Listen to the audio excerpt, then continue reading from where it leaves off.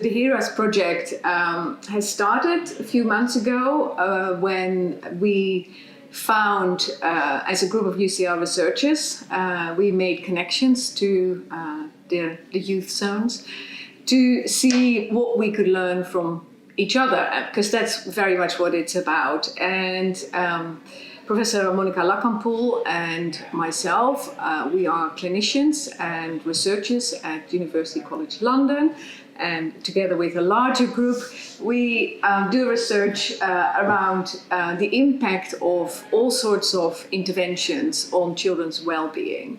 And but what often happens is when we do studies with children, we involve them in designing our studies, and we try to make sure that we capture children that could benefit most from our research. But actually that's pretty hard because we don't have access to communities as academic researchers. And this is, of course, where there is an ideal partner in crime here, and these are the youth zones which are based in the communities. The youth zones are very successful and very good at providing this safe community for children and really working with them on improving their outcomes. But how to measure that and how to communicate that, they realized that they could perhaps learn from us in the university setting.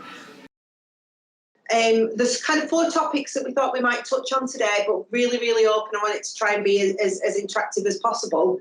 But those included things like, health and well-being. What do we do as youth zones that improves young people's health and well-being? What are our policy challenges from charities really working in the youth sector? What part does education play? Formal education, informal education is a big part of what we do. How does that impact on young people's well-being? What do we want to do? What do we think could be done better? Also, how can we influence education? How do we better explain the impact that we feel that we have on improving young people's outcomes, so that people either in academia or in the health sector just understand that and work with us? I think the common theme that we've talked about so far is having young people in the centre of this research. So as well as the roundtable discussions, we've been delivering targeted programmes here within Inspire over the last 12 weeks to really bring to life the facts surrounding how the arts, and particularly ceramics, can support young people. So we've delivered that over 3 different programmes. One that's called Impact, which is focused on young males who are particularly struggling with mental health challenges or challenges that many of us experience when growing up. They look at things like healthy relationships, growing up as a male, but how they actually incorporate play into that is always a conversation piece. The second programme is Empower Her, which I know a couple of the other youth zones deliver as well. And again, that's about raising aspirations in young females, especially if they've got challenges, perhaps around, again, relationships or body image.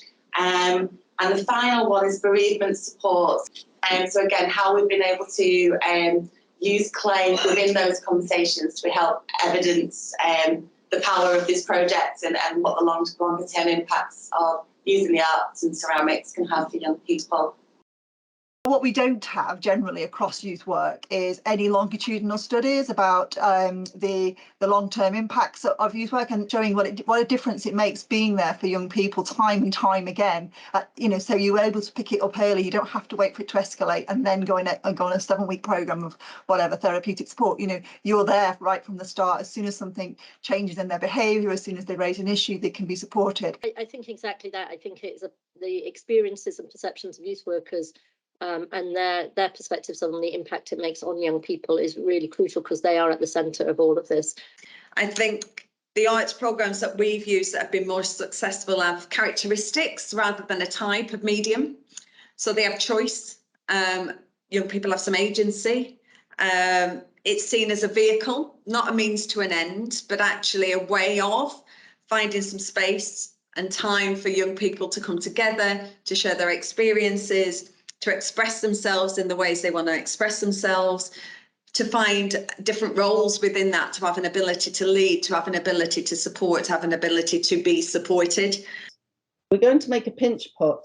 And one of the most important things that I feel a potter, as you get more and more knowledgeable about what you're doing, can do is estimate the space between your fingers. When you're throwing on a potter's wheel, it's actually the space between your fingers that's so important. So in the air, touching it as little as possible, you'll notice my fingers are sort of snapping away because I really don't want to sort of hold it like this and dry out and give myself a crust. Is the centre bit meant to get wider or not meant to get wider? The centre, you're squeezing, and as you squeeze the sides, the pot gets thinner and the centre bit gets bigger. I were on the wheel the other day, and every single time I got to a certain point, I'd look at it, not like it, try and change it and make it worse. You learn by making mistakes. That is so important, to take the clay too far and just to learn every time. But it can be so many things. It can be joyous, it can be gifts, it can be practical. You can try and sell it, which is what I do. It can be so many things for so many people in different ways. I've always wanted to do this since being a child, but never myself had the opportunity. So actually quite an emotional day, because I feel like one of the kids who are there with Karen and Janine, because it's something I wanted to do for years and years and years, never ever had the opportunity to do this. So actually I'm feeling quite emotional actually being here today. It's like it brings back, a desire that I wanted for myself as a kid. The opportunity to actually do something like this for kids is so important, to be able to have that space really to think and unwind, especially in this crazy busy world we're all in now. I didn't have the opportunity at school to work with clay either, but I think it would have done me a lot of good as a kid. But I think this also teaches you patience. I don't know about you, whether you're young or old, but these days we've got to be patient. How do you feel when you're doing the pottery? Calming.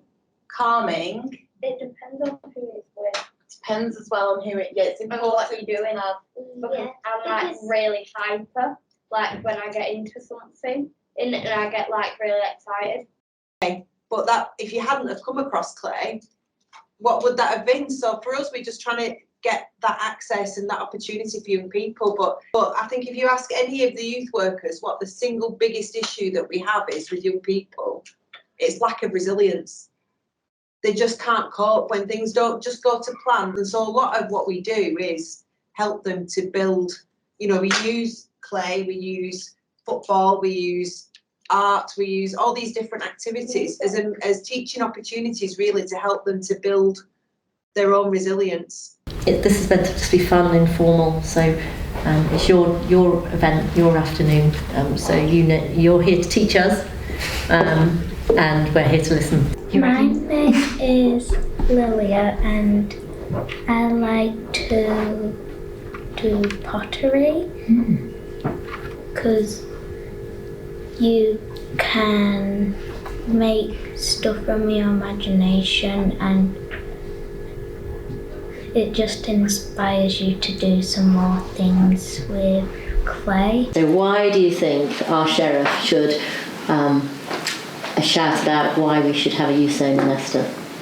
Because the kids could like they have not a lot of friends, and then they come home having a bunch of friends, so you can make friends there very easily, and it's just very nice.